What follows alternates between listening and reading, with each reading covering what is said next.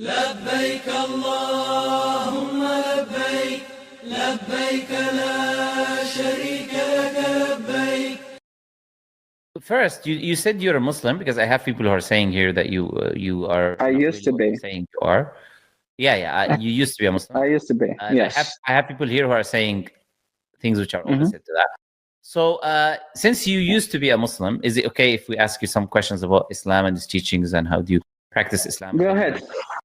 Test me. Sure. Okay. All right. Let me see what I want to ask you. Do you know the 6 articles of faith? The 6 what? Do you know the 6 articles of faith? No, I don't know it by English. I studied the religion in Arabic because I'm, still learning English, but no. What do you mean? What are the 6 articles? No, me telling you would defeat the purpose. Okay. Do you know? Okay. All right. Let's see what else I can ask you that is not too difficult and at the same time, so I cannot do injustice to you. Let's just say. I feel very investigated. Go ahead. Oh, you saying what? Sorry, you're what? I said I feel very investigated. Like, I can ask you the questions. So you're saying you know a lot? What are you saying?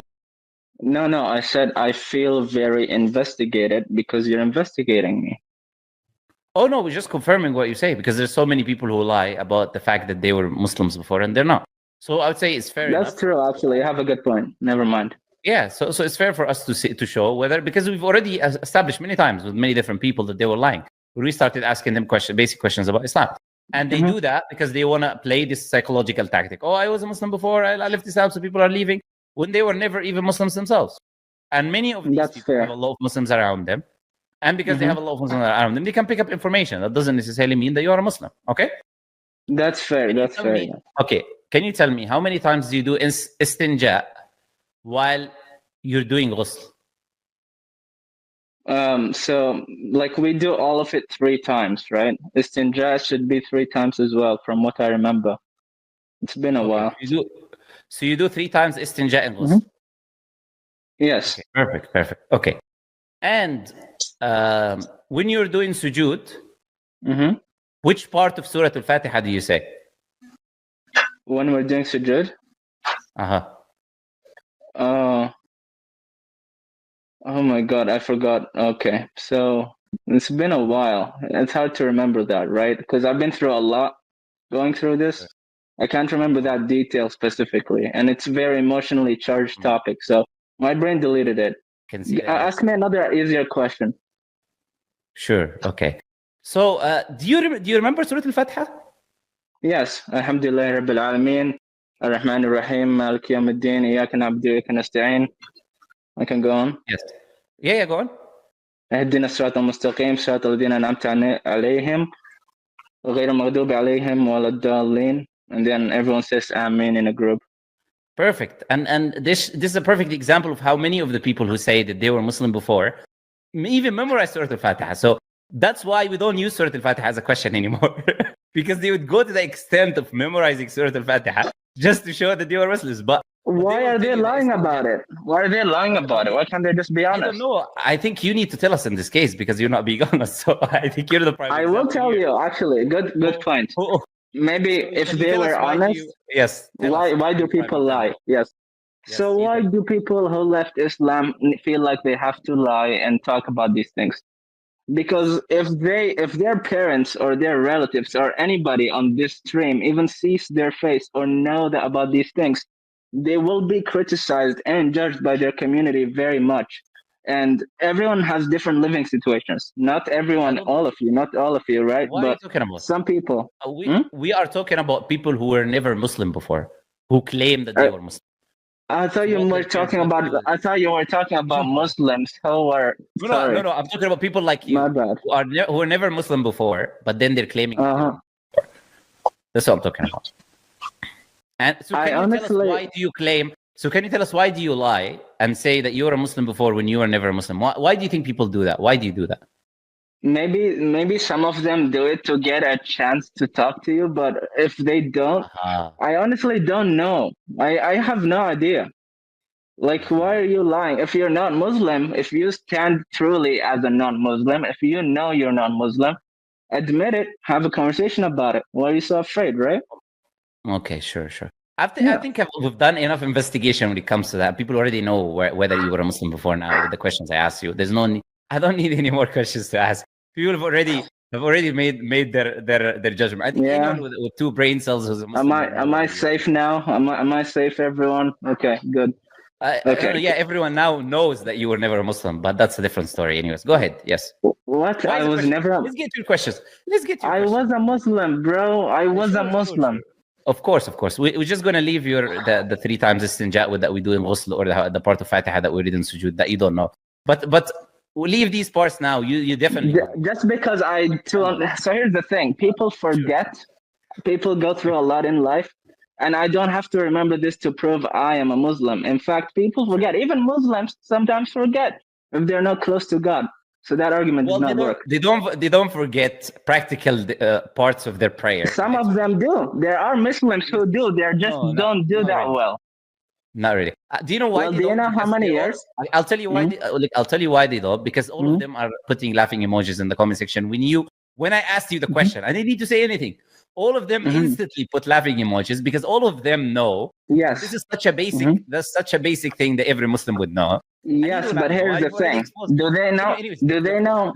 I'm not going to argue too much about that. I've already established my point. Yes, but if your voice is heard, my voice should be heard too, don't you think? No. We don't believe in equal opportunity of presentation when it comes to whether you were this or you were that. That's not an important thing. I'll let you. Okay, you know what? That's fair. Details. That's fair. Who I am does not matter. You're right. You have a good point. Who I am does not matter, right? You are now. Yes. Let's get to why I am. Okay. Good point. So first, let me repeat what you said, because you said that Islam was a very respectful religion, this and that, until you investigated certain things.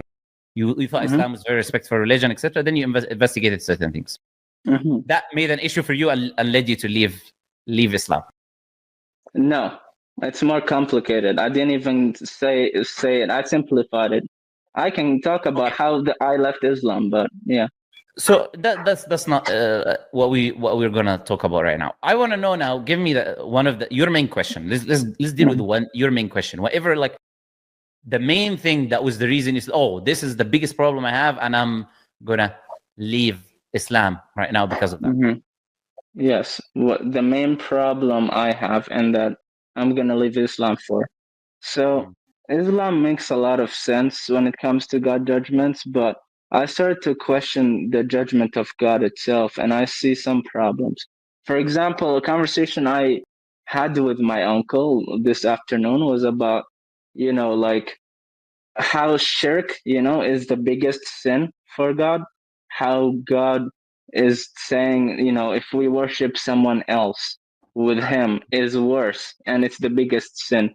Now, why is that the biggest sin, and it's not, let's say, someone killing a child for God? Why is God valuing that as worse, morally worse than, someone killing another person? Let's start with simple things such as that. Go ahead. So your main question, like I asked you, like very clearly, tell me what is your main problem with Islam? Then you are telling me the biggest sin in Islam is shirk. That's my main problem with Islam. Is that what you're telling me? No, I'm telling you one of the problems. Because first, I want to see if you can answer one of the problems that I'm going to present soon. Give me the biggest problem, because if this is your biggest problem, it's really sad. Are you really okay? Fine. I'll give you the biggest problem. No. Let me just finish what I'm saying.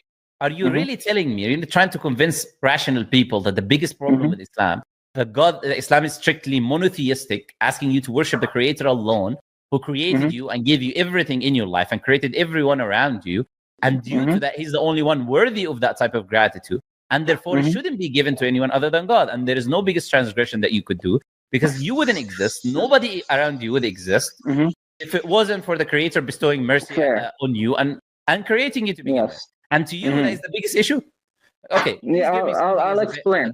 I'll give you something more. Yes, I'll give you something more spicy. Okay. No. It's like, this is not. We're not doing this for entertainment. Even though the beginning was entertaining, especially the Islam. Okay, fine. We're not doing I'll get serious. Fine. I'll be serious. Fine. No. Okay. What is the main? If you had one, I'll give you. This is one question, because I will have to end this. Just put your hand and say, This is my main problem. Okay, this is why I cannot be a Muslim. I'm not a Muslim, and I cannot be a Muslim. I will do it. The Islam is strictly monotheistic, which is okay. I'll do it. I'll do it for Islam. Okay. Yes. Are you okay? So here it goes. My main problem with Islam is that the ruling of God, I don't see it as fair, and it does not. God is not as merciful as He is. So God sends people to hell, and God does not allow people to think freely. That's my problem. There you go. God sends people to hell, and God does not give freedom of thought. It's freedom of thought under the threat of punishment. Therefore, it's not really freedom of thought. And you're trying to be good under the threat of punishment or to go to heaven. So the moral value of being good is decreased. It's not really you're being good because you want to be good. It's more you want to be good to get more points. So yeah, these are the problems. Let me ask this question. Islam is wrong because God sends people to hell and He doesn't give freedom of choice, according to you. Okay, so let me ask this question. How do you go to hellfire in Islam? If you don't believe in God, and if you do certain things. I mean, if let's talk about if a person. No. We're talking about. Are you talking about limited punishment, or are you talking about eternal punishment? Which one are you referring to? We're talking about eternal. Okay, so it's only one thing you can. Hell and adab al-qabr as well. Wait. There's only one thing you can do for that punishment, which is shirk and kufr. It's one thing you can do. There's no other thing that will lead you to eternal hellfire. Okay, now this eternal punishment. No, I don't need to define anything. This eternal punishment of shirk, and if someone does shirk and kufr, this eternal punishment, is it for everyone or is it for specific people that hear the message and evidences of Islam first? It's for people who heard the messages first. So does that count as us? Is that us too? Step by step. It's for people who hear the messages and evidence of Islam. Number one. Number two, is it for people who heard the message and straight away they go to eternal punishment, or is it they're given the chance until they die? What does giving the chance till they die mean? Because people go through a lot of things. To accept the truth or not. That's what given the chance means. They can't accept the truth. They can't accept the truth if they don't think it's the truth. Can you answer the specific question that I'm giving you? Are they given from an Islamic point of view? Are they given chance to accept the truth until they die or not? That's from an Islamic point of view, and yes. No, even any point of view. Anyone can say I'm a Muslim today. Anyone can do that. So from another point of view, Islam is not always the truth. No. So people. Do you agree? That's another point of view. No. It's not about point of view. We're talking about facts. Can anyone come and say, I'm going to become a Muslim. I testify there's nothing worthy of worship except Allah and Prophet Muhammad is Muslim. Can anyone do this? If they wanted to? Okay, so yes, they can. And would that mean that they're Muslims? Yes, that means that they are Muslims. Sure. So anyone has the chance to become a Muslim by saying that's a testimony of faith and entering into the fold of Islam. They will all hear the message of Islam and evidences of Islam first, and they will have until they die. Until whether they're punished or not punished. And there is a definition of choice.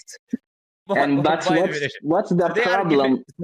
We just established now that people who go to hellfire is through their own decision making, i.e., their own choice. No. It's because God takes them to hell. God takes them to hell. They're not going to hell. They didn't choose to go to hell. Nobody chooses to burn for eternity. Okay, no need to interrupt me. God takes them to hell. You interrupt me too. I'm sorry. Yes, go ahead. No.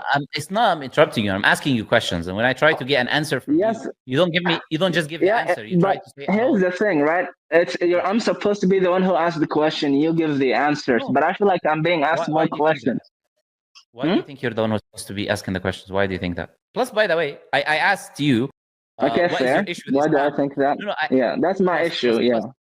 And plus, I asked you what was your issue with Islam, which me giving you the floor to ask your questions. Literally, that's what I did. And what I'm doing right now is responding to your point.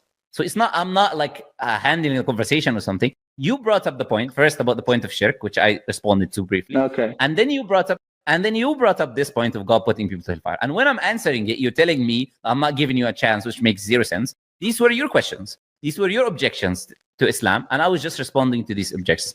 But anyways, okay, I have a response to your logic, though. I have a response to your response. You see, you gave me a response, but I want to respond to your response. You're not letting me. Yes, okay. I'll let you finish with your response to my response, and then I'm going to give a closing statement because I will have to end here anyways, because I don't see it. Sure. But go ahead. What is your response to my response? Yes? Well, here's the thing, right? They didn't choose to go to hell, and God is the one who's sending them to hell.